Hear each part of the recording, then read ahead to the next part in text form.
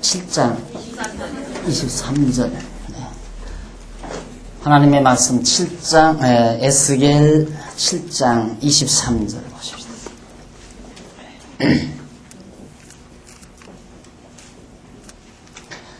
너는 쇠사슬을 만들라. 이는 피 흘리는 죄가 그 땅에 가득하고 강포가 그 성읍에 찼음이라. 내가 극히 악한 이방으로 이르러 그 집들을 점령하게 하고 강한 자의 교만을 그치게 하리니 그 성소가 더 더럽힘을 당하리라. 패망이 이르리니 그들이 평강을 구하여도 없을 것이라. 25절까지 우선 봉독해 드렸습니다. 지난 시간 우리는 에스겔 선지자의 소명에 대해서 들으셨고, 그리고 죄로 인한 멸망의 경고에 대한 내용을 살펴가는 중입니다. 행동을 통해서, 에스겔의 모든 행동을 통하여 바로 예루살렘의 멸망을 경고했고요. 이제는 말씀을 통하여 경고하는 내용인데, 여러분들이 가지고 계시는 교재 347페이지를 보시면 되겠습니다. 347페이지 동그라미 안에 2번 말씀을 통한 경고 내용 가운데 그 밑에 제일 밑에, 그러니까 말씀을 통한 경고 아래로 7째 줄 23절로 27절 내용입니다. 그 23절로 27절에 보면 침략으로 패망하고 지도자들도 다 무능하게 된다고 그렇게 가르칩니다. 이방 민족들의 침략으로 인해서 예루살렘이 다 패망할 뿐만 아니라 지도자들, 예루살렘과 유다 지도자들이 다 무능하게 되어진다. 자, 이것이 바로 27절까지 내용인데, 이제 봉독해드린 말씀 보면 에스겔대로 하나님께서 쇠사슬을 만들라고 그래요. 그리고 왜냐하면 이는 피 흘리는 죄가 그 땅에 가득하고 강포가 그 성읍에 찼습니다. 예루살렘 성읍에 강포와 피 흘림이 가득 찼다. 그래서 그 성을 쇠사슬로 묶어 완전히 진멸시키려는 것이라는 뜻이겠죠. 그러면서 24절, 내가 극히 악한 이방인으로 이르러 그 집들을 점령하게 하고 악한 자의 교만을 그치게 하리니 그 성소가 더럽힘을 당하리라. 하나님께서 이방 민족들로 하여금 예루살렘 성에 들어와서 예루살렘을 다 침략을 해서 그 예루살렘을 더럽히고 다 파괴시킬 것을 지금 말씀합니다.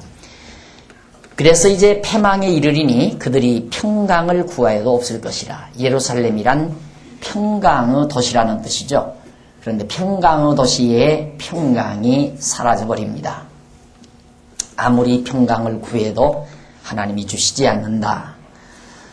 자, 그 다음 이제 26절에 보시면은 환난에 환난이 더하고 소문에 소문이 더할 때에 그들이 선지자에게 묵시를 구하나 헛될 것이며 제사장에게는 율법이 없어질 것이요 장로에게는 모략이 없어질 것이며 왕은 애통하고 방백은 놀람을 못 입듯하며 거민의 손은 떨리리라. 내가 그 행위대로 그들에게 갚고 그 죄악대로 그들을 국문한즉 그들이 나를 여호와인 줄 알리라.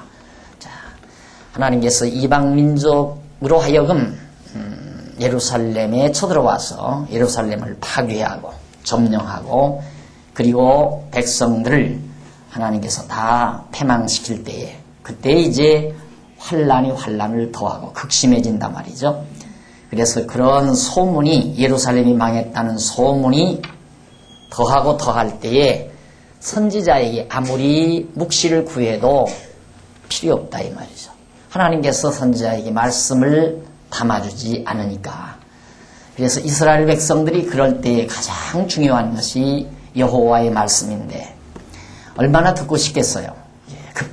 급해지니까요. 다급해졌으니까. 예루살렘이 이제 패망 직전에 있고 이방 민족들이 들어와서 다 예루살렘을 파괴하고, 이럴 때 하나님의 음성은 단꿀보다 더 달 거 아닙니까? 그러나 하나님께서 선지자에게 하나님의 말씀을 담아주지 않기 때문에 아무런 묵시를 얻을 수가 없다. 답답한 거죠. 자, 그리고 제사장에게는 율법이 없어지고, 제사장들은 율법이 없어지니까 하나님 앞에 정상적인 제사를 드릴 수도 없고, 장로에게는 모략이 없어요. 지혜와 총명도 없어져 버리니까 백성들을 어떻게 지도할지도 몰라요. 왕은 애통하고 방백은 놀란다. 이게 완전히 다. 그러니까 하나님께서 벌써 망하게 하려고 하면, 망하는 상태에서는 선지자에게 말씀도 안 주고, 제사장에게 율법도 없어지게 하고, 그리고 장로에게는 모략, 지혜와 총명, 이거 다 사라지게 하고, 왕은 겁에 질려서 애통하게 만들고, 백성은 당황하고, 뭐 다 끝난 거죠. 그러니까 결국 옛말에 그런 말이 있죠. 호랑이가 물어가도 정신만 차리면 산다라는 말이 있어요. 하나님께서 망하지 않게 하시려면 아무리 어려운 일이 막 밀려와도 하나님께서 말씀으로 우리를 격려해서 새 힘을 얻게 하고, 그리고 지혜와 총명이 우리에게 남아있게 해서 잘 대처하도록 하나님께서 섭리하시지만은, 우리를 망하게 하려고 할 때는요, 사악해져 가지고 말씀도 생각이 안 나요. 그리고 지혜로운 것도 총명도 다 사라져서 어떻게 이 일을 대처할지를 알지 못하고 갈팡질팡하게 된다 이 말입니다. 그러다 보면 완전히 망하는 거예요. 결국 유다 예루살렘 백성들도 하나님께서 그렇게 해서 멸망시키는데, 그 행위대로 그들에게 갚고 그 죄악대로 그들을 국문한다. 그렇게 해서 그들이 나를 여호와인 줄 알게 하겠다 하는 얘기예요. 여기서 행위대로 갚고 죄악대로 그들을 갚는다는 그 말은 이미 모세를 통하여 예언하신 말씀대로 이스라엘 백성들이 가나안 땅에 들어가서 모든 이방신을 섬기고 이방 우상을 섬기게 되면 전부 이방 민족을 통하여 사로잡아가게 하고 망하게 한다고 약속하셨습니다. 이거 모압 땅 언약이거든요. 모압 땅에서 하나님께서 그렇게 언약하신 그 말씀대로 그대로 시행한다 이거죠. 그러니까 하나님이 여호와인 줄 안다. 자기네들이 우상 섬기고 하나님을 멀리했는데도 망하지 않으면, 야, 모세가 예언한 말이 다 헛것이다. 여호와가 있긴 어디 있느냐. 여호와가 그러는데 우상 섬기고 이방신 섬기면 다 망하고 이방이 와서 우리를 사로잡아 간다고 모세가 일찍이 예언한 바가 있는데 우리들을 안 잡아가지 않느냐, 망하지 않지 않느냐. 그러면 하나님을 여호와로 인정, 하나님을 언약대로 이루시는 여호와로 알 길이 없는 거죠. 그러나 하나님께서 이스라엘 백성들 우상 섬기고 이방신 섬길 때에 모세에게 언약하신 말씀대로 그대로 사로잡아 가게 하고 예루살렘이 망하는 것을 보고야, 와, 하나님께서 우리의 행위대로 우리의 우상을 섬기고 이방신을 섬긴 대로 요 모세의 언약의 말씀 따라 우리를 이방에 사로잡아 가게 하시는구나. 정말 과연 하나님은 여호와이시다. 이렇게 알게 된다는 뜻입니다. 그러니까 망하게 하는 것도 하나님의 택한 백성에게는 행위대로 망하게 하는 것도 하나님을 여호와로 알게 하는 것이란 말입니다. 그래서 우리는 다음 주일날 우리는 부활절을 맞게 되는데, 예수님께서 왜 저주를 받으셨어요? 왜 죽음을 당하셨습니까? 율법의 저주 아래 행위대로 받으신 겁니다. 누구의 행위대로? 우리 모든 택한 백성들의 행위대로 예수님이 대신 우리를 위하여 재앙, 재난을 받으시고 고난을 겪으시고 죽음을 당하신 것입니다. 그래서 바울은 예수 그리스도는 말씀대로 죽으시고 말씀대로 살아나셨다. 고린도서에서 분명하게 밝히죠. 그러니까 말씀대로, 하나님의 언약의 말씀대로 예수는 죽으셨고 언약의 말씀대로 예수는 다시 살아나셨다. 이것을 통해서 우리는 과연 하나님은 여호와이시다. 이것을 알게 된다는 말입니다. 이제는 하나님께서 우리를, 예를 들어서 성경 어디에 박 목사 너 못된 짓 하면 내가 너를 망하게 했다가 다시 흥하게 해주겠다, 이렇게 언약을 해 놓으셨다면 하나님이 나를 망하게 하고 흥하게 하심으로 하나님이 여호와인 줄 알게 하시죠. 그러나 성경에 나에 대해서는 언약된 바가 없잖아요. 그럼 우리는 어떻게 하나님을 여호와인 줄 아는가? 말씀대로 죽으시고 말씀대로 사신 예수 그리스도를 통하여 하나님을 언약대로 이루시는 여호와인 줄로 알게 된다는 뜻입니다. 그런 의미에서 부활절의 진정한 의미는, 부활절 설교 다 하네요. 부활절의 진정한 의미는 하나님을 여호와로 재확인하고 알고 믿는 데 있습니다. 하나님을 여호와로 알고 믿는데 거기에 부활절을 맞이하는 우리의 진정한 의미가 있다는 말입니다. 와, 정말 예수님께서 여호와의 말씀대로 부활하셨구나. 언약대로 부활하셨구나. 그걸 보니까 언약대로 이루시는 하나님 여호와가 살아계시고 그분은 과연 여호와이시다. 이것을 우리가 알게 된다는 뜻입니다. 이스라엘 백성들은 바로 예수 그리스도가 그 당시에는 없으니까 자기들 스스로, 언약자손 스스로가 바로 모세의 언약대로 행위대로 그들은 다 갚아지고 그들의 죄악대로 그들을 국문해서야 하나님을 여호와로 알게 됐습니다. 자, 이것이 이제 7장 마지막 절까지 나온 내용이고요. 그 다음 이제 한쪽 가로 2번 예루살렘 멸망의 원인.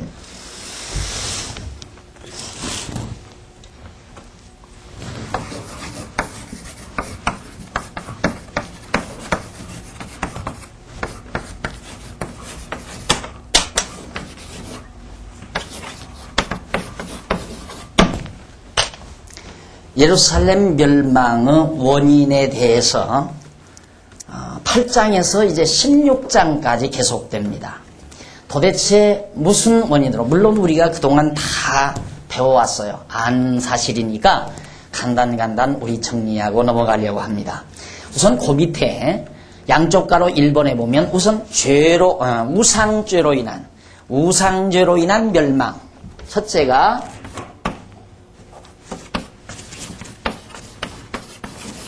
우상죄, 우상을 섬긴 죄로 인해서 멸망을 당합니다. 8장 1절로 4절 제6년 나와요. 에스겔이 본 이상과 그 시기와 장소에 대하여 밝혀주는 내용인데 제6년 이것은 물론 이제 포로 6년째가 되는 겁니다. 이스라엘 백성들이 포로된 6년, 제6년 6월 5일에 나는 집에 앉았고 유다 장로들은 내 앞에 앉았는데 주 여호와의 권능이 거기서 내게 임하기로 내가 보니 불같은 형상이 있어 그 허리 이하 모양은 불같고 허리 이상은 광채가 나서 단쇠 같은데 그가 손 같은 것을 펴서 내 머리털 한 모숨을 잡으며 주의 신이 나를 들어 천지 사이로 올리시고 하나님이 이상 가운데 나를 이끌어 예루살렘으로 가서 앞들로 들어가는 북창한 문에 이르시니 거기는 투기의 우상 곧 투기를 격발케 하는 우상의 자리가 있는 곳이라. 이스라엘 하나님의 영광이 거기에 있는데 내가 들에서 보던 이상과 같더라. 집에 있는 에스겔에게 하나님이 나타나셨어요. 바로 아래는 단쇠, 새빨갛게 달구어진 쇠와 같고 위에는 상체는 어떻게 생겼는가? 그 허리 이하의 모양은 불같고 허리 이상은 광채가 나서 단쇠 같은데 광채, 환한 광채가 나는 모습이었다. 요즘 저는 둘째 아이한테 계속 아버지 나는 하나님이 어떻게 생겼을까? 그게 늘 자꾸만 그런 생각을 해서는 안 되는데 그 생각이 자꾸 난다는 거예요. 그래, 너와 같은 그런 생각 때문에 우상 종교가 자꾸 만들어진단다. 인간들은 뭔가 하나님이 어떤 구체화된 하나님, 어떤 형상화된 그런 하나님을 눈으로 보아야 인간들은 그게 보고자 하는 인간 본능인데 거기에서 이제 우상을 자꾸 만들게 되죠. 그러니까 참 이 종교라는 것처럼 쉬운 게 없어요. 인간들이 욕구하는 대로 충족만 시켜주면 종교가 되는 거예요. 이 인간은 연약할 때, 약할 때 무엇인가를 의지하고 싶잖아요. 그 의탁하고 싶을 때 이걸 의지하면 된다라고 어떤 형상을 만들어 놓고 자꾸 지도하게 되면, 가르치게 되면 그렇게 되진단 말입니다. 근데 기독교의 애로점이라는 게 뭐냐면은 하나님 보이지 않아요. 만질 수도 없어요. 그런데 이 보이지 않고 만들 수 없는 하나님을 섬기라는데 이 문제가 있다. 이게 어려움이 있다는 얘기입니다. 그러니까 하나님께서 십계명을 주실 때에도 제일 먼저 나 외에 다른 신 섬기지 말라 해놓고는 아무 형상 만들지 말라 해요. 아무런 형상도. 그게 뭐냐? 하나님은 형상으로 나타나는 존재가 아니다. 그러면 단지 여기 지금 에스겔에게 나타난 이 형상은 환상 중에 바로 에스겔을 지금 이끌어 가시는 하나님의 모습으로 계시된 거라 말입니다. 계시된 그 자체. 그러니까 그 자체가 하나님의 본체는 아니지만은 에스겔에게 나타난, 예를 들어서 우리에게는 육신을 입고 오신 예수가 하나님의 형상이라고 그랬잖아요. 내가 곧 하나님의 형상, 나를 본 자는 곧 하나님을 보았느니라. 예수님이 그렇게 말씀했거든요. 그런데 예수님도 우리는 지금 볼 수가 없어요. 그러니까 하나님이 나타나는 형태는 다양하죠. 구약시대 모세의 성막 위에는 구름기둥으로도 나타나고 또한 불기둥으로도 나타났어요. 하나님이. 그런데 에스겔에게는 이와 같이 단 쇠처럼 광채가 나는 이런 모습으로 나타나서 에스겔을 떡 거머잡아가지고 이끌어갔어요. 어디로? 예루살렘으로 이끌어간 겁니다. 그러니까 지금 환상 중에, 묵시 중에 에스겔이 지금 떠났던 포로로 잡혀온 예루살렘을 향해서 간 거예요. 가서 예루살렘으로 가서 안뜰로 들어가는 북향한 문에 이르니까, 북쪽으로 향한 문에 떡 이르니까 보니까 거기에 우상 자리가 있어요. 우상이 놓인 자리가 있는데 이스라엘 하나님의 영광이 거기 있는데 내가 들에서 보던 이상과 같더라. 하나님의 영광이 바로 그 우상의 자리가 있는 곳에 하나님의 영광이 딱 자리 잡고 있었습니다. 이걸 이제 에스겔이 봤는데 5절로 6절에 보니까 첫 번째로 에스겔에게 투기 우상의 가증한 일을 보여줍니다.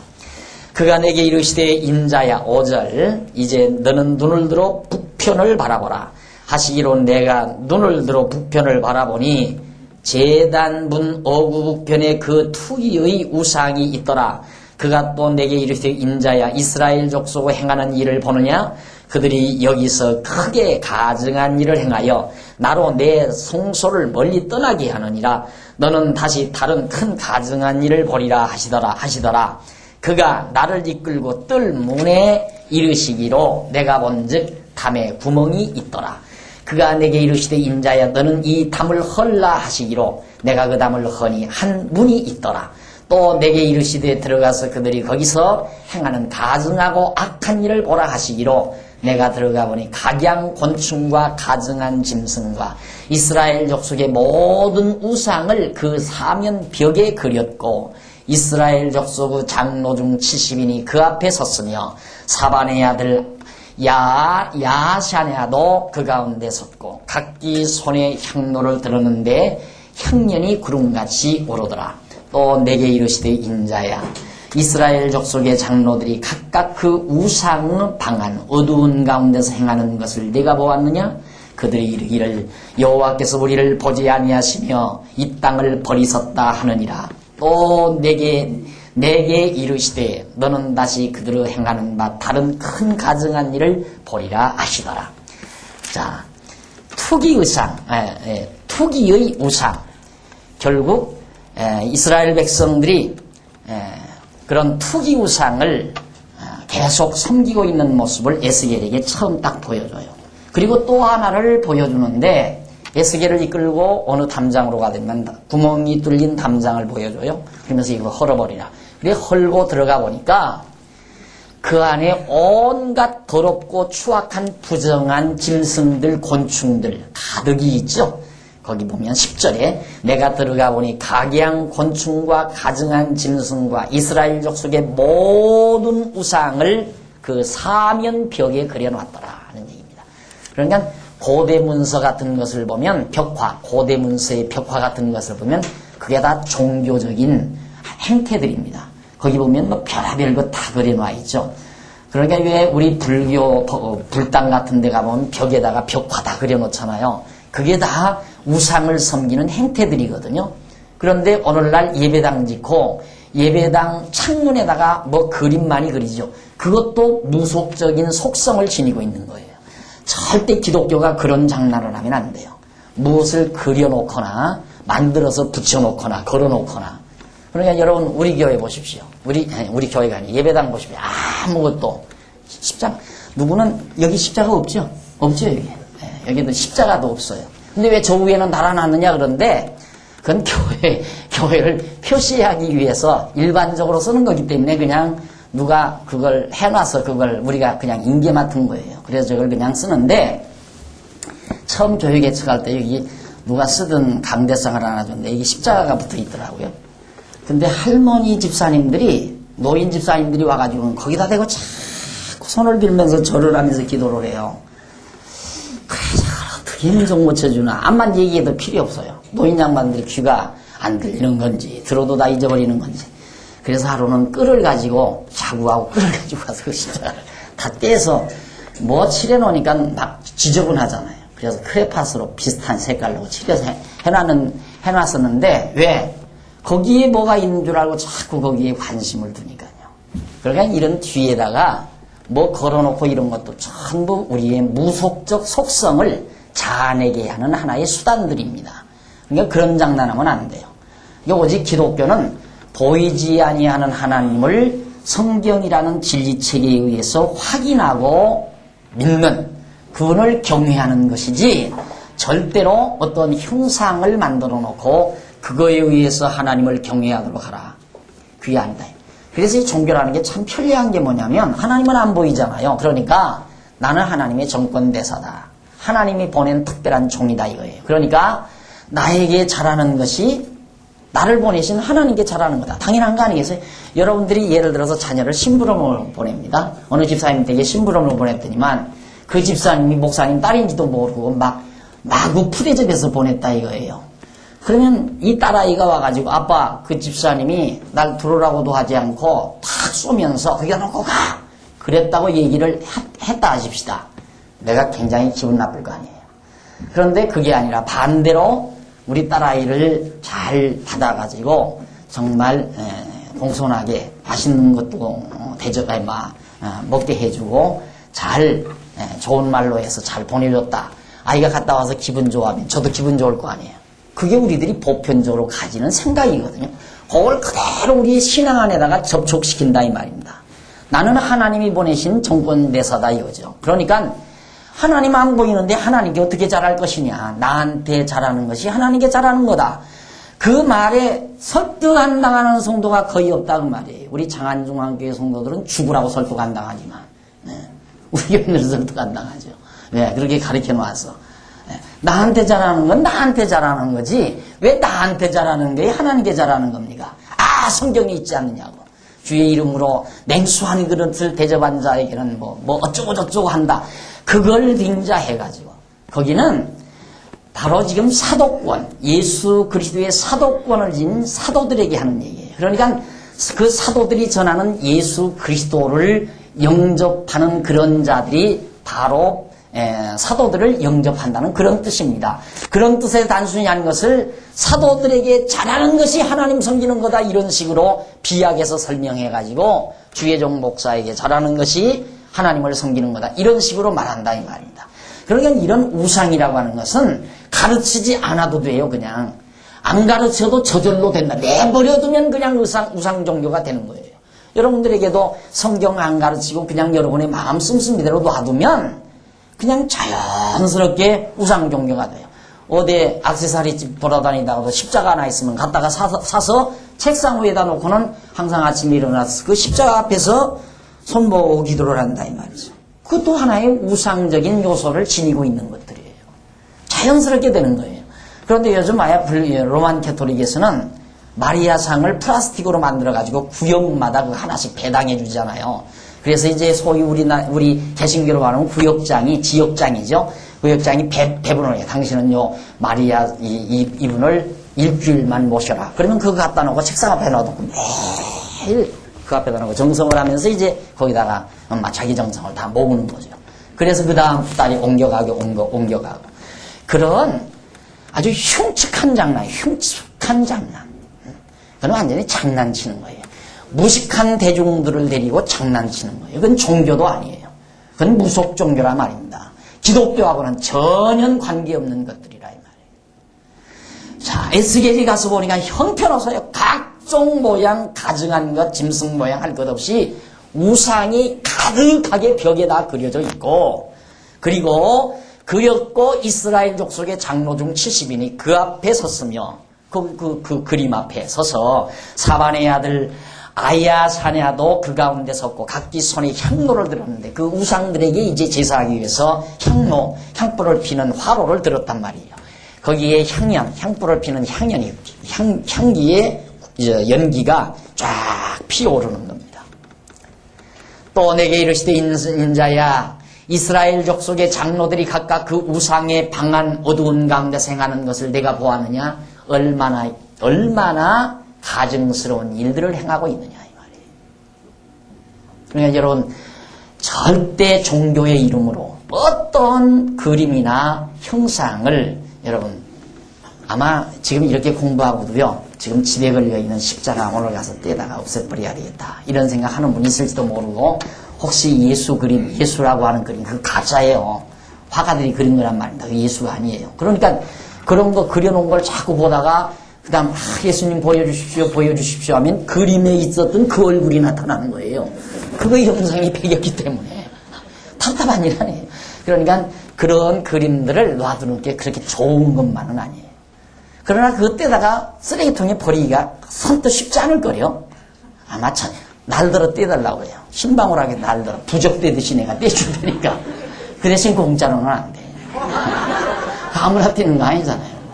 부적대는데 얼마나 무서운데요. 그 잘못됐다가 큰 벌 받으려고.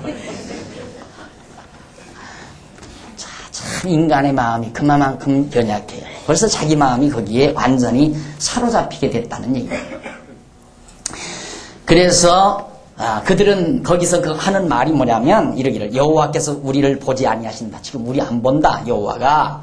그러면서 이 땅을 하나님이 버렸다. 우리는 돌보지 않는다. 이렇게 말하고 있다 이거죠.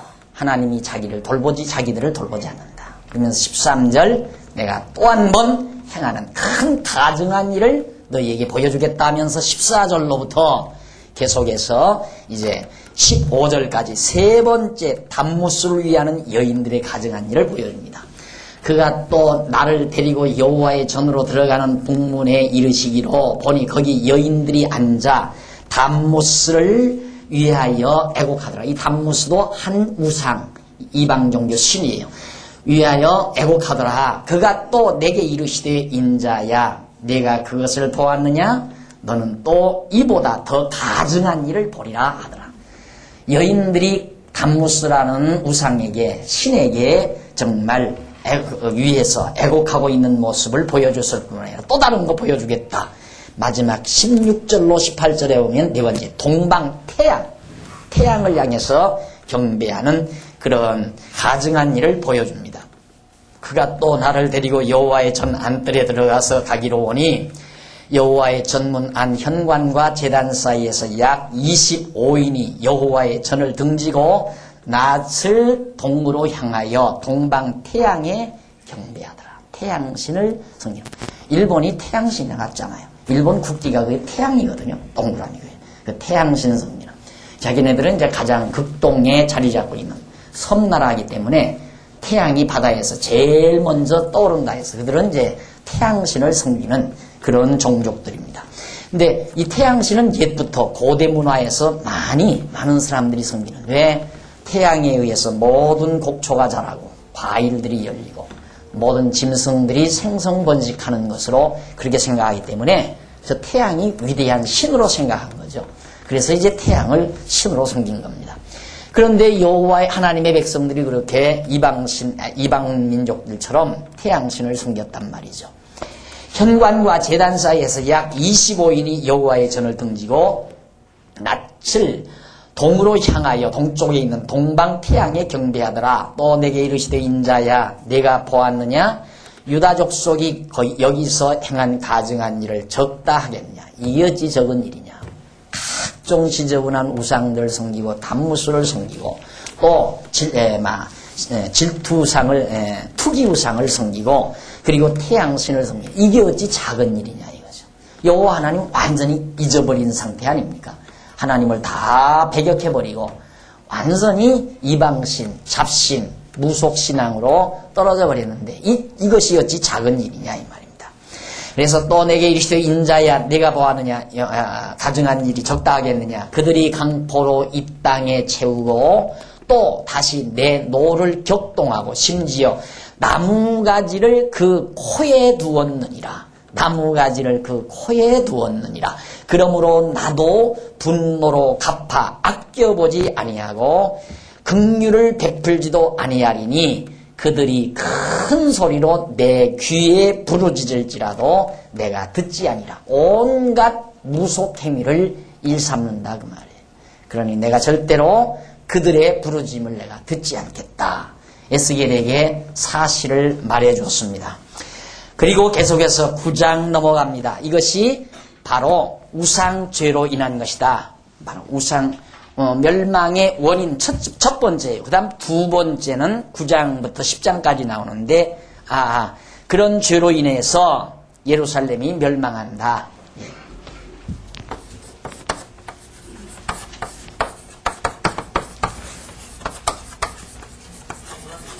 에? 뭐요? 동그라미야. 왜 이래?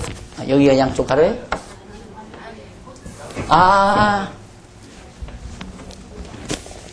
우상죄. 네, 1번. 예루살렘의 우상죄. 예루살렘 우상죄로 인해서 멸망하죠? 아직 안 씁니다. 9장 1절로 2절 보면 예루살렘 성읍을 멸하실 준비에 대한 이상을 에스겔에게 보여줍니다. 아직 에스겔이 예언 받을 때에는 예루살렘이 아직 다 불타지 않았어요. 다 망하지를 않은 상태였습니다. 그가 또 큰 소리로 내 귀에 외쳐 가라사대 이 성읍을 관할하는 자들로 각기 설육하는 기계를 손에 들고 나오게 하라 하시더라. 내가 본즉 6사람이 북향한 윗문 길로 쫓아오는데 각 사람의 손에 살육하는 기계를 잡았고 그 중에 한 사람은 가는 베옷을 입고 허리에 서기관의 먹그릇을 찼더라. 그들이 들어와서 놋제단 곁에 섰더라. 성전의 앞에 성전 바깥 뜰에 놋제단, 번제단이 있죠. 그 앞에 지금 섰습니다. 그리고 먹그릇, 먹을 갈아서 이제 옛날에는 건축을 집을 짓자면 먹통이 있잖아요. 거기에다가 이제 먹통에다가 실을 쫙 묻혀가지고 실을 떼서 딱 줄을 잡죠.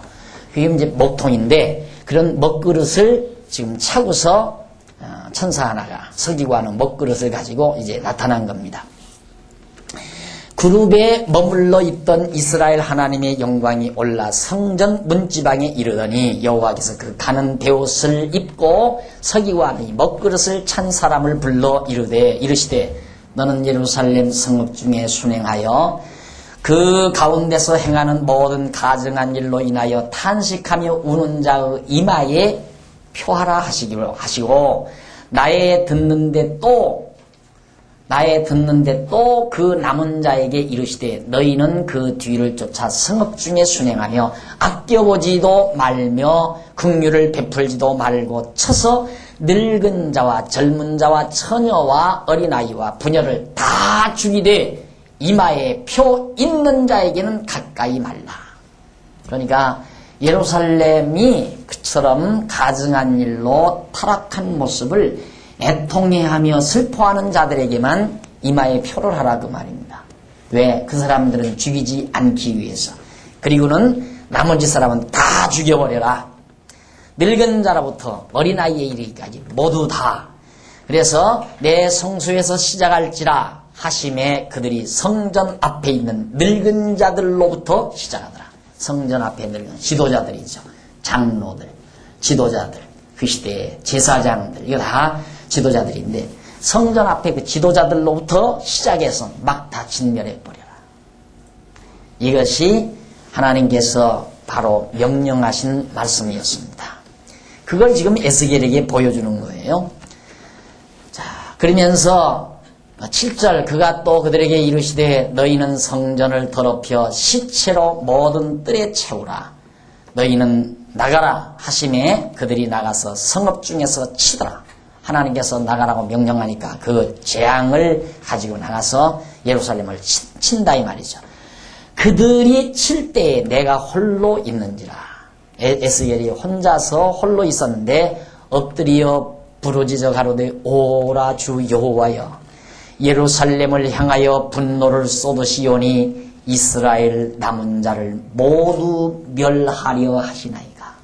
이스라엘에 남아있는 모든 자를 몽땅 다 멸하려고 하십니까? 에스겔이 여호와 하나님께 물어봤단 말입니다. 그때 9절부터 그 이하 11절까지 보면 성읍 멸망 원인을 말하면서 행위대로 갚으신다고 말씀합니다. 그가 내게 이르시되 이스라엘과 유다 족속의 죄악이 심히 중하여 그 땅에 피가 가득하며 그 성읍에 불법이 찼나니 이는 그들이 이르기를 여호와께서 이 땅을 버리셨으며 보지 아니하신다 함이라. 그러므로 내가 그들을 아껴보지 아니하며 긍휼을 베풀지 아니하고 그 행위대로 그 머리에 갚으리라 하시더라. 가는 베옷을 입고 허리에 먹그릇을 찬 사람이 복명하여 가로되 주께서 내게 명하신 대로 내가 준행하였나이다 하더라. 결국 하나님께서 이 땅에 피가 가득하고 죄가 가득한 이 가증한 일이 가득한데 내가 그대로 너희 행위대로 내가 갚아요. 아까 말씀드린 대로 그 행위대로란 바로 모세를 통하여 모압 땅 언약에서 말씀한 그대로 행하겠다 그 말이에요. 그러니까 혹자들은 이제 이런 일이 오늘날에도 그대로 일어나는 줄로 자꾸 착각을 해요. 그러면 다 망해야죠. 이 세상 나라 다 망하고 없어져야 돼요. 왜? 우상으로 가득한 세상이니까. 그리고 오직 하나님만 믿는 교회만 오뚝이 남아있어야죠. 그렇잖아요. 다 망하고. 이것은 바로 구약시대의 이런 사건은 하나님께서 장차 우리를 위해서 죽으시고 부활하실 예수 그리스도가 오실 것을 예표적으로 예언해 주시는 모형과 그림자입니다.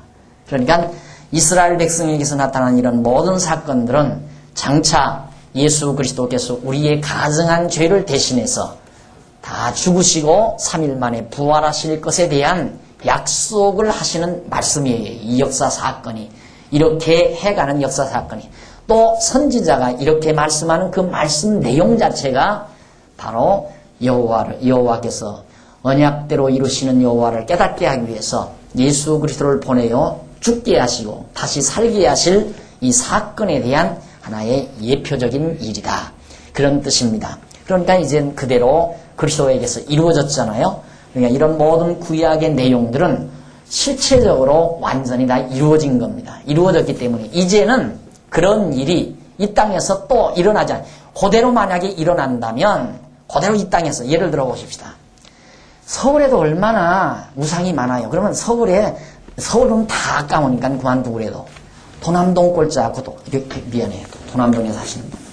도남동 고개 넘어가는데 그 고개 넘어가는 도남동 다 말고 골목 거기에 벼락이 떨어져야 되잖아요. 그러죠? 거기에 벼락이 떨어져요. 근데 안 떨어져요. 내가 서울 온 지가 지금 몇십 년이 됐는데 그대로 있어요. 아무렇지도 않아요. 돈도 더 잘 벌고 요즘에 더 잘 벌린대요. 또 그 사람들. 왜 그러는가? 만약에 지금도 그런 일이 있다면 앞으로 또 메시아를 또 보낸다는 하나님의 약속이거든요. 그렇잖아요? 앞으로 또 메시아를 보내겠다. 죽었다가 살아나실 예수를 보내겠다는 하나님의 말씀이란 말입니다. 지금도 그렇게 역사하신다면. 이제는 남아있는 얘기가 뭐냐? 절대로 이제 마지막 모든 세상 나라를 질그릇 때려부수리 철장 권세로 다 때려부수고 다 질밟아버리고 그리고 예수 그리스도께서 최종적으로 승리하실 것만 약속되어 있어요. 그러니까 장차 예수님 오실 때 이 모든 인간 권세, 혈육 권세, 짐승 권세가 그때 가서 망해요. 그 이전에는 안 망해요. 절대로.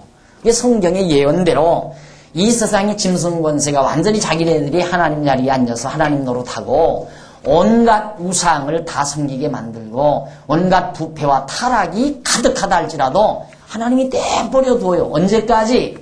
예수님 오시는 그날까지. 그게 이 구약의 말씀이 이 땅에서 안 이루어지는 거예요. 이대로 되지는 거 아니에요. 그런데 마치 구약에서 이랬으니까 지금도 우상 섬기면 우상 섬기는 나라 다 망한다. 이런 얘기하죠. 일본 보세요. 왜 망해요? 일본이 세계 경제 대국 중에 두 번째예요. 두 번째. 우상 천지예요. 여러분 가보셨잖아요. 우상. 그 막 공원 안에 그냥 뭐 이런 판때기 그거 뭐 돈 주고 사다가 전부 걸어놓고 막 거기다가 노처녀들은 시집가게 해달라고 빌고 노총각들 장가가게 해달라고 빌고 소원 있으면 그거 그 돈 많은 거 사다 갈수록 이제 막 소원이 더 잘 상. 막 줄 서요. 줄 서 그게 막 다다. 하여튼 추억으로 몇 추억 될 만큼 많잖아요. 이거 판때기로 만든 소위 부적 같은 것들이. 그렇게 우상이 가득한 나라인데도 잘 먹고 잘만 살잖아요. 우리는 부도 나가지고 난리인데. 교회도 부도가 나가지고 지금 난리들인데. 어떻게 된 거예요 도대체? 그래서 하나님께서 악인의 형통을 부러워하지 말라고 말한 거예요. 이제 이 세상 나라 아무리 우상을 섬기고 아무리 부패하고 타락해도 언제 망하는가? 예수님 오실 때 마지막 그때 가서 멸망시킨다는 약속 그거밖에 없어요. 그 다음 10장이죠. 10장 1절로 8절에 보면 거기는 하나님께서 성읍 멸망을 명하시는 이상을 에스겔에게 보여줍니다. 예루살렘 성경을 멸망할 것. 이에 내가 보니 그룹들 머리 위 궁창의 남보석 같은 것이 나타나는데 보좌 형상 같더라. 하나님이 가는 베옷 입은 사람에게 일러 가라사대 너는 구름빛 바퀴 사이로 들어가서 그 속에서 숯불을 두 손에 가득히 움켜가지고 성읍 위에 흩어라 하시매 그가 내 목전에 들어가더라. 그 사람이 들어갈 때 그룹들은 성전 우편에 섰고 구름한 뜰에 가득하며 여호와의 영광이 그룹에서 올라 성전 문지방에 임하니 구름이 성전에 가득하며 여호와의 영화로운 광채가 뜰에 가득하였고 그룹들의 날개 소리는 바깥뜰까지 들리는데 전능하신 하나님의 말씀하시는 음성 같더라. 지금 보좌의 모습을 밝혀준 겁니다. 하나님이 가는 베옷 입은 자에게 명하시기를 바퀴 사이 곧 그룹들 사이에서 불을 취하라 하셨으므로 그가 들어가 바퀴 옆에 섬에 한 그룹이 그룹 사이에서 손을 내밀어 그 그룹 사이에 있는 불을 취하여 가는 베옷 입은 자의 손에 주매 그가 받아가지고 나가는데 그룹들의 날개 밑에 사람의 손 같은 것이 나타났더라. 신기한 영물이죠. 그래서 이 베옷을 입었다는 것은 이제 엄청난 비참한 일이 바로 예루살렘 성에 일어날 것을 베옷으로 상징 삼아 입은 겁니다. 그래서 이가 이제 불을 갖다가 이제 예루살렘에 막 부을 거거든요. 이 베옷 입은 사람이. 그래서 예루살렘에 재앙이 임할 것을 지금 보여준 겁니다. 9절 내가 보니 그룹들 곁에 네 바퀴가 있는데 그 그룹 곁에도 한 바퀴가 있고 저 그룹 곁에도 한 바퀴가 있으며 그 바퀴 모양은 황옥 같으며 그 모양은 넷이 한결 같은데 마치 바퀴 안에 바퀴가 있는 것 같으며 그룹들이 행할 때 때에는 사방으로 향한 대로 돌이키지 않고 행하되 돌이키지 않고 그 머리 향한 곳으로 향하며 그 온 몸과 등과 손과 날개와 바퀴 곧 네 그룹의 바퀴의 둘레에 다 눈이 가득하더라. 그것이 바로 지금 에스겔이 보는 영물의 모습이죠. 영물의 모습. 내가 들으니 그 바퀴들을 도는 것이라 칭하며 그룹들은 각기 네 면이 있는데 첫 면은 그룹의 얼굴이요 둘째 면은 사람의 얼굴이요 셋째는 사자의 얼굴이요 넷째는 독수리의 얼굴이더라. 천사 영물들의 모습을 그대로 본대로 이제 에스겔이 지금 여기 밝히고 있습니다. 이런 괴상망측한 영물을 보았는데 그 그룹들이 올라가니 그런 것들이 이제 쭉 올라가는데 그들은 내가 그발강가에서 보던 생물이라 처음에 그발강가에서 에스겔이 보던 똑같은 생물이었어요. 그룹들이 행할 때에는 바퀴도 그 곁에서 행하고 그룹들이 날개를 들고 땅에서 올라가려 할 때에도 바퀴가 그 곁을 떠나지 아니하며 그들이 서면 이들도 서고 그들이 올라가면 이들도 함께 올라가니 이는 생물의 신이 바퀴 가운데 있음이더라. 생물을 다스리는 그런 신들이 바퀴 가운데 있어서 영물이죠. 그러니까 신들이 영물들이 있어서 이제 그렇게 움직인다. 여호와의 영광이 성전 문지방을 떠나 하나님의 영광이 성전 문지방을 딱 떠나서 그룹들 위에 머무니 그룹들이 날개를 들고 내 목전에 땅에서 올라가는데 그들이 나갈 때의 바퀴도 그 곁에서 함께하더라.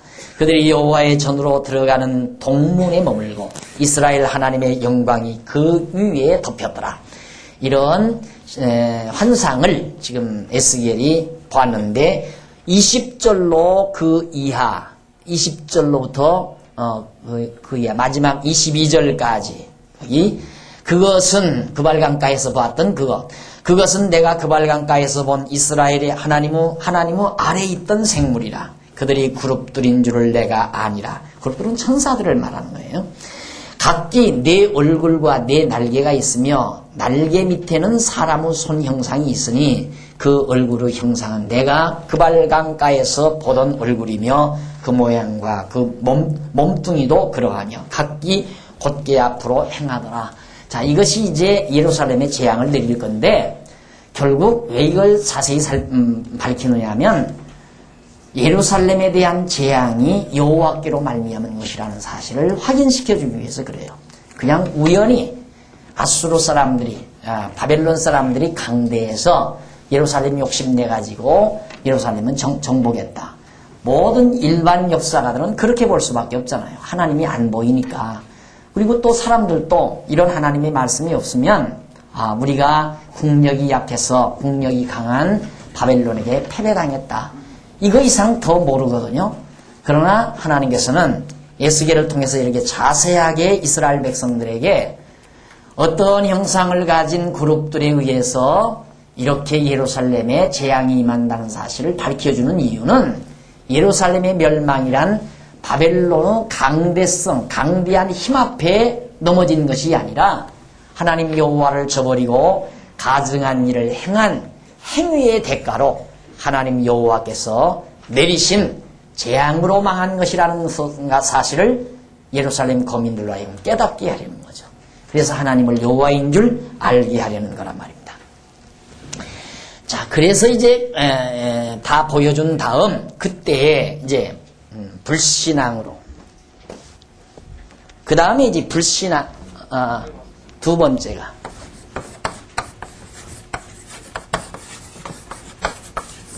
믿지 않은 죄, 불신앙죄에 의해서 멸망을 당한다. 이것이 예루살렘 멸망의 두 번째 원인이에요. 믿지 아니하는 죄, 불신앙죄죠.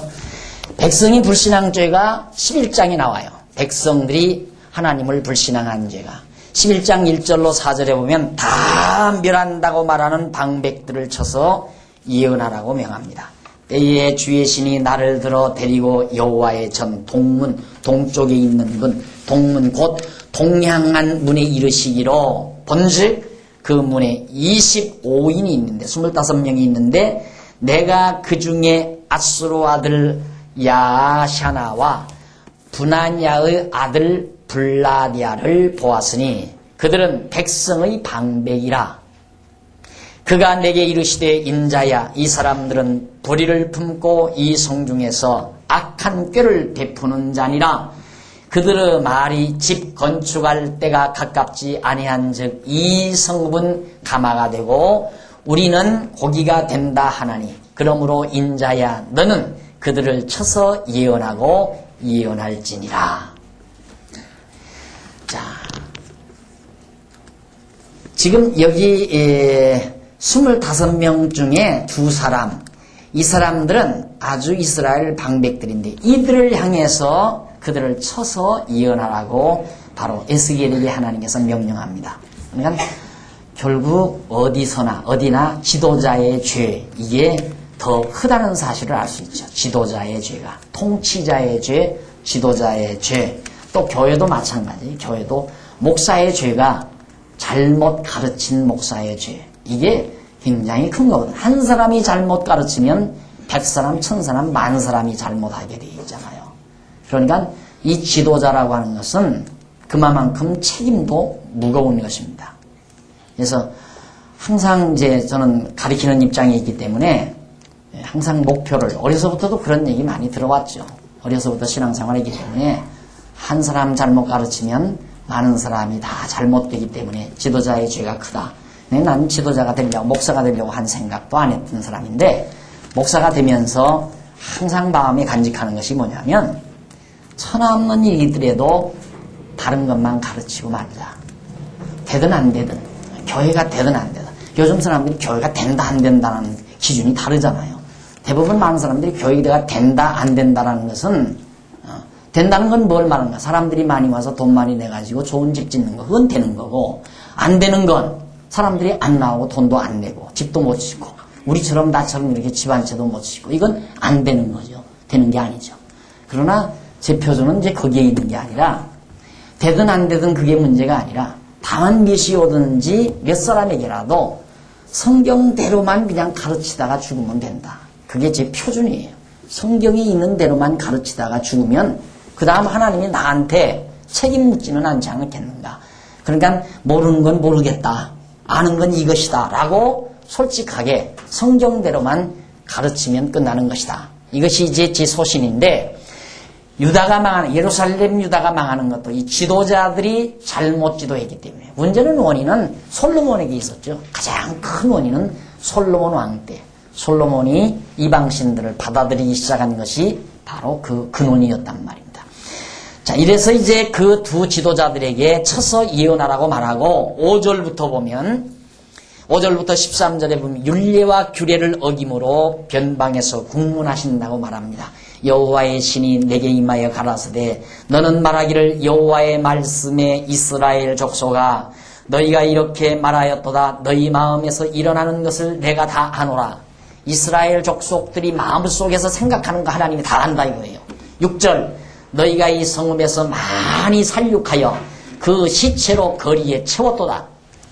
얼마나 많은 사람을 죽였는지 거리에 시체를 가득 채웠다. 그러므로 나 주 여호와가 말하노라. 이 성읍 중에서 너희가 살육한 시체는 그 고기요, 이 성읍은 그 가마더니와 가마려니와 너희는 그 가운데서 끌려 나오리라. 결국 예루살렘 성읍은 가마솥과 같고 그 시체들은 고기나 같다 이거예요. 그런데 너희들은 거기서 끌려 나온다. 포로로 잡혀갈 걸 말하는 거죠. 나주 여호와가 말하노라. 너희가 칼을 두려워하니 내가 칼로 너희에게 임하게 하고 너희를 그 성읍 가운데서 끌어내어 타국인의 손에 붙여 너희에게 벌을 내리시리니. 포로로 잡혀갈 걸 말하잖아요. 너희가 칼에 엎드러질 것이라. 내가 이스라엘 변경에서 너희를 국문하리니 너희가 나를 여호와인 줄 알리라. 이스라엘 변경, 그러니까 이스라엘 주변 국가로 너희들을 끌고 가가지고 너희들을 거기에서 내가 국문하겠다. 그러면 그때야 너희가 나를 여호와인 줄 알리라. 왜? 에스겔 선지에게 말한 그대로 되지니까 진짜 여호와이시구나 하는 걸 알게 된다는 말이에요. 그래서 구약시대에 선지자의 행위가 매우 중요했던 거죠. 이 성읍은 11절, 너희가 가마가 되지 아니하고 너희는 그 가운데 고기가 되지 아니할지라 내가 너희를 이스라엘 변경에서 국문하리니. 그러니까 너희는 안 죽인다, 죽이지 않고 여호와인 줄 알리라. 얼마나 중요한 말이면 거듭거듭 말하잖아요. 너희들을 진짜 안 죽이고 죽여버리면 끝나니까 죽이지 않고 살려서 너희들을 끌려가게 만들어가지고 변경에 가서 너희들을 국문해서 고통당하게 하고, 그렇게 해서 하나님이 여호와이시다, 이걸 깨닫게 해주겠다, 알게 해주겠다, 그런 얘기입니다. 너희가 내 율례를 행치 아니하며 규례를 지키지 아니하고 너희 사면에 있는 이방인의 규례대로 행하였느니라 하셨다라. 결국 이게 문제예요. 여호와께서 모세에게 명하신 율례와 규례대로 행했으면 여호와 하나님을 섬기게 되죠. 그런데 이방인의 규례대로 다 행해버렸어요. 그들이 벽에다가 그림 그려놓으니까 저들도 벽에다가 그림 그려놓고, 그들이 짐승의 모양 만들어 놓고 제사하니까 짐승의 모양 만들어 놓고 제사하고, 그들이 돼지 잡아서 제사하니까 자기들도 돼지 잡아서 제사하고. 그러니까 이방인의 규례대로 그대로 행하다 보니까 하나님 여호와를 다 잊어버린 거죠. 그러니까 모세의 율례와 규례대로 행했으면 오직 예루살렘 성전에서 정결한 소나 양이나 비둘기를 잡아서 규례대로 제사장이 제사장 의복을 입고 성소에서 제사하고 1년에 한 차례씩 지성소에 가서 제사를 하면서 했으면 그때 하나님의 영광이 나타나는 걸 자기들이 보기도 하고 그 안에 여호와의 이름이 있는 것을 깨닫게 되니까 저 지성소 안에 있는 여호와의 이름, 그 여호와는 우리 조상들을 애굽 땅 종되었던 집에서 인도하여 내신 하나님 여호와이시다. 이걸 잊지 않고 기억하고 있었을 거 아닙니까? 그런데 율례와 규례를 다 행치 않냐고 이방인의 규례대로 행해버리니까 하나님 여호와 다 잊어버린 거예요. 그래서 이에 내가 예언할 때 브나냐의 아들 블라랴가 죽기로 내게 엎드리어 큰 소리로 부르짖어 가로되 오라 주 여호와여 이스라엘의 남은 자를 다 멸하고자 하시나이까 하니라. 하나님 이스라엘 남은 자 다 멸하실랍니까? 이걸 또 묻는 거예요. 왜 이걸 묻는가? 이제는 그 예언을 듣고는 겁이 나잖아요. 지도자가. 여호와이신데 여호와 언약대로 이루시는 분인데 그러면 이스라엘의 남은 자 다 멸해버리면 하나님 여호와의 이름이 거짓이 되잖아요. 안 그래요? 그러니까 이 블라냐가 맞죠? 블라냐가 하나님 앞에 엎드려서 이스라엘이 남은 자 다 죽이시렵니까? 다는 안 죽이시지 않겠습니까? 그런 의미를 담고 다 죽이시렵니까? 라고 묻고 있는 겁니다. 자, 그 다음 이제 14절로 21절로 보면 여호와께서 회복을 약속하면서 행위대로 갚겠다고 약속. 다 멸하느냐고 물으니까 하나님께서 아니다. 다는 멸하지 않는다. 내가 회복해 준다. 이게 복음이에요. 그러니까 행위대로 갚아서 멸한다. 그 성경 구절만 보면 택한 백성도 행위대로 다 멸망당한다. 이러고 말을 하게 되죠.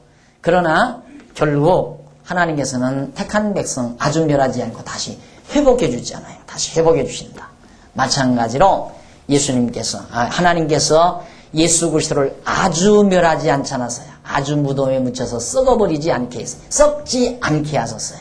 3일 만에 다시 부활해 주실 것에 대한 약속입니다. 그러니까 절대로 언약 자손은 망하지 않는다. 언약 자손은 절대로 아주 멸하지 않고 하나님께서 반드시 회복하신다. 그래서 불택자와 언약 택자와 불택자의 차이 지난번 적어드렸죠. 분명한 차이.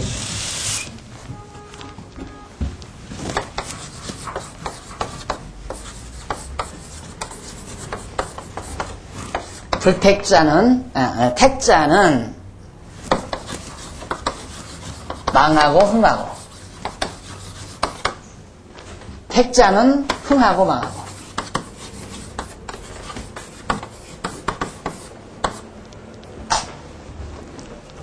끝이 달라요. 시작도 물론 시작 같이 흥할 수도 있죠. 흥했다가 망하고 흥하고. 어쨌든 끝은 택자는 흥하는 것으로 끝나고 불택자는 망하는 것으로 끝이 나고, 결국 택자는 흥해서 천국으로 가고 불택자는 망해서 지옥으로 가고, 그 차이가 있는 것입니다.